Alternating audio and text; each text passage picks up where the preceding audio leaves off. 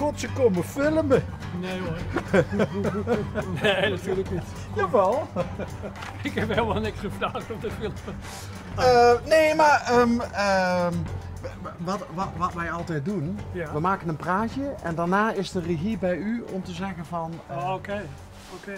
Dus zullen we het even Ja, je mag aankijken? dus wat vragen aan me. Ja? Ja. Dan ga ik vluggen. Oké. Nee, maar dan wacht nou even. Oké. U stond ook zo Ja, geanimeerd. maar luister, ik ben een engineer, Hij is de dus als volgende, ik ja. zoiets zie, dan sta ik op tilt. Maar vertel mij natuurlijk, even hè. je verhaal. Ik krijg koud. Ja, vertel maar. Mijn verhaal. Nee, wat je wilde. Nee. Waarom ik hier sta waarschijnlijk. Hij is van u. Hij is van mij, ja. Oké. En dat is... Dit was onze eerste. We hebben garages elders, maar dit was, vertel ik net tegen die mensen, er komen er genoeg langs. Je doe het eigenlijk nooit voor de deur. Maar dit was onze eerste auto die ik ooit heb geïmporteerd uit Amerika, 40 jaar geleden. Ik heb er heel veel gedaan. Vroeger eerst met mijn kinderen toen ze jong waren, de minis, logische. En dan naar Triumph en Rovers en Austin Healey ben ik mee geëindigd, 5 jaar geleden, vertel ik net aan die meneer, die grote. En deze is eigenlijk de eerste, en ik had hem eigenlijk al weg willen doen, maar ik kreeg opstand met mijn kinderen. Die zei, pap, dit is de eerste die je hebt ingevoerd. En de eerste waar heel veel lol, hij is weer getrouwd, eentje en alles. En daar wordt je ook nog wel voor uitgeleend. Ik zei, nou, dan laat ik hem maar staan. Nou, kom maar. Ik moest nog een klein dingetje doen aan het stuur. Dan heb ik hem even opgehaald. Ik dacht, nou, doe ik even hier snel. Maar ja, je krijgt ook voor Ja, de deur altijd bekijks. het is net een magneet, hè? Ja, het is net een magneet. Ja. Veel erger. Ja, nostalgie. Nee, jong en oud, ja. Maar dat is het eigenlijk. Hij is 1971. Ja. Ik heb hem vorig jaar nog helemaal aan elkaar gehaald. Je haalt binnen mijn kinderen, iedereen mag ermee rijden. Dat interesseert me ook helemaal niet. Je haalt binnen een dag haal je eigenlijk het achterste gedeelte eraf. Kijk, het zijn eigenlijk karren, hè? Die oude auto's tot en met 1950 zijn gewoon 2 ijzeren balken met een wichtje ertussen. En dan zet je gewoon deze achterste gedeelte, staat met 6 bouten erop vast. That's it. En er zit erachter gewoon een ronde veer, net als bij een kar vroeger. En of je nou een Healey-pak die ik heb gehad voor €80.000 of deze voor 10, dat doet het niet toe. Het systeem blijft hetzelfde. Waarom bent u daar ooit mee begonnen? Waar ik ooit mee begonnen ben. Auto's importeren. Nee, ik doe het helemaal niet. Nee, ik gewoon een hobby, want ik kom uit de modewereld. Ik heb altijd in Amsterdam, dus ik doe heel iets anders. Oké, nou ik zie het. Nee, oud. Ja, je moet het waar. Nee, ik heb 40 jaar in Amsterdam altijd. Dit huis heb ik als slooppand ooit gekocht, 50 jaar geleden. En ik ben toen voor mezelf begonnen in de mode, textiel, kindermode. Via Amsterdam. Nou. Dus ik heb altijd in Amsterdam gewerkt, in de weekenden thuis. En ik heb 2 jongens. En mijn oudste jongen die vond het altijd wel leuk. Dus kwamen de minietjes, dat weet je misschien wel, 18, 20. Toen begon dat tijdperken in de 80 jaar waar die vreselijk in. En hij wilde toen graag naar de IFA in Zeist. Wat is dat? IFA, dat is dat bestaat nog steeds hoor. Het is vroeger was het echt een autoschool voor autotechniek en verkoop. En ja, vaak directeuren van automaatschappijen die gingen daar. 3 jaar opleiding, kost je klauwen met geld, dat is particuliere school. Hè?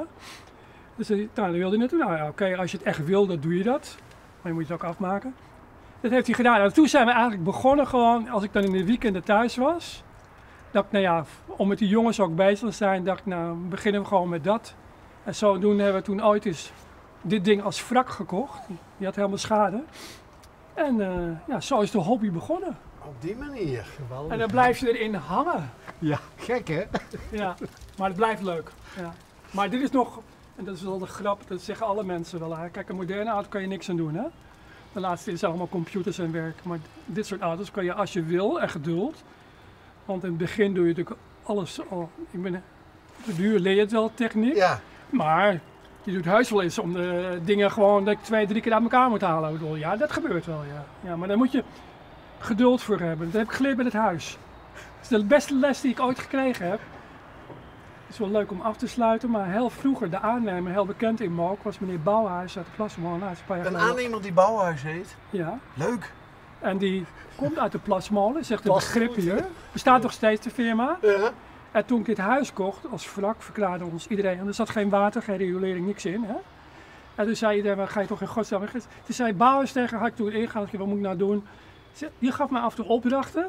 in de weekenden. Ik heb er 3 jaar geklust toen. En hij deed het grove werk. Hij zegt, Hans, als je een balk pakt en je pakt de zaag.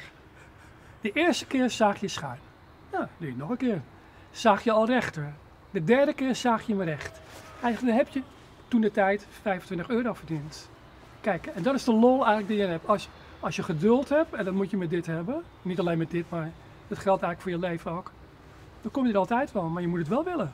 Ja, en je moet het leuk vinden. Ja, dat is met alles zo. Anders vind je Maar het je leuk. moet er gewoon geduld voor hebben en je moet er wat insteken. Maar is dat niet veel leuker als je zoveel in een huis gestoken hebt om erin te wonen, net zoals deze auto. Ja. Zoveel tijd en moeite ingestoken Ja. en er dan in te rijden. Is dat niet veel leuker? Eh, Als dat je alles maar Ja, gewoon maar huis koopt. is natuurlijk best wel bijzonder, want iedereen kent het ook wel. En in Malk, vroeger zat er ook een groentewinkel in. We kennen de hele geschiedenis. Mijn vrouw zijn moeder heeft hier nog als kleinkind in gelogeerd, dus we kennen het wel. En dit huis betekent ook heel veel voor ons. Als ik het ooit zou verkopen, na mijn dood, ik heb 4 flanken, zou ik het ook alleen maar verkopen aan iemand die er echt liefde voor heeft. Vind ik het geld minder belangrijk. Dat vind ik met dit ook trouwens hoor. Ik heb er genoeg gehad, maar ik heb ze altijd verkocht alleen aan mensen die er liefde voor hadden en echt niet voor het geld. Niet waard waren. Exact. Want als je voor het geld bezig bent, ja, dan vind ik eigenlijk geen donder aan. Maar dat vind ik eigenlijk met alles zo. Ja toch? Heel goed. Hier zit ziel en zaligheid in. Goed, En goed daarom- bezig hè? Ja. Bent u van Mook? Ik ben van Mook. Ja? Ja, pas sinds 1990 hoor, dus dat is allemaal Oh. import. Dat telt niet mee hè? Dat zijn genoeg dingen. Mook is een leuk, klein Mook, groot Mook, zeg ik altijd maar. Hè? En waarom is Mook leuk? Want uw vrouw is Nou, oorspronkelijk uit deze Oké, contraien. nou maak ik het verhaal even af. Oh, goed, oh, goed. Uit Amsterdam. Oké. Ik doe hier nog sinds ik mijn bedrijf verkocht heb, 10 jaar geleden alweer. 10, 11 jaar uit Amsterdam. Toen dacht ik, wat ga ik hier doen? Ga ik iets meer voor het dorp doen? Dus ik organiseerde hier, we hebben hier een leestafel op poten gezet. Dat heb ik gedaan met iemand, omdat de bibliotheek gesloten was. Pardon? Een leestafel. Een Wat je in heel leestafel? veel dorpen hebt. In heel veel dorpen zijn al die bibliotheken verdwenen. En toen hebben wij gedacht, we moeten iets gaan doen met kranten en lectures. Dat hebben we in het Mookse Café hier. En we doen 5 keer per jaar een culturele avond organiseren. We hebben een vaste band. En dan doen we al 3 verschillende onderwerpen. Gewoon om het sociale hart. En dat vind ik hartstikke leuk. Een beetje Amsterdam misschien wel. Om dat een beetje te versterken. Mensen zeggen altijd, er is niks te doen. Maar je moet zelf wat doen en zelf je hut uitkomen. Ja. Nou, en waarom ik gekomen ben is eigenlijk heel simpel. Mijn vrouw komt uit een zwak. Waar ik woonde maakte eigenlijk toen ik nog 24 was, weinig uit. Toen was ik districtsmanager bij een groothandel in de textiel. En waar ik woonde maakte eigenlijk niks uit. En mijn vrouw komt uit de zwakzinnigenzorg. Die heeft de opleiding gehad in Zeist. En werd hier Nieuw Maria Roepaan gebouwd. En toen, in verband met familie zijn we toen, daar ga ik niet veel over uit, is zij hier gaan werken. En ja, haar vader en moeder woonden achter het huis waar nu mijn zoon in woont. En toen was hier een groentewinkel, hè, hier opzij. Een groentewinkeltje hier opzij. En toen zeiden we tegen elkaar, zullen we het kopen, als het ooit te koop komt. En toen dacht ik, nou, als het slopen, ik doe het gewoon. En toen hebben we het gekocht. En toen hebben we er zoveel tijd en werk in gestoken. En door de week, ja, dat is de keuze die je maakt in je leven. Door de week straks in Amsterdam tot met vrijdag. En de weekenden hier, dat heb ik tot mijn 63ste jaar volgehouden. Ja, soms... Met een gezin? Ja, met een gezin, ja. Ja, maar soms loopt leven... Ja, sorry, maar het is toch heel normaal. Kijk, dat is het verschil misschien met het zuiden. Ik ben zelf de jongste thuis in het gezin. Ja. Als je naar het zuiden afzakt, is het nog heel erg close en dicht. Dat zijn wij ook wel in Amsterdam en in het westen. Maar je weet gewoon, als je je baan of elders... Ja, sorry, je moet toch je boterham verdienen. Oh ja? Ja, en dan is het... Nee, maar het is zo. Nee, maar is toch zo?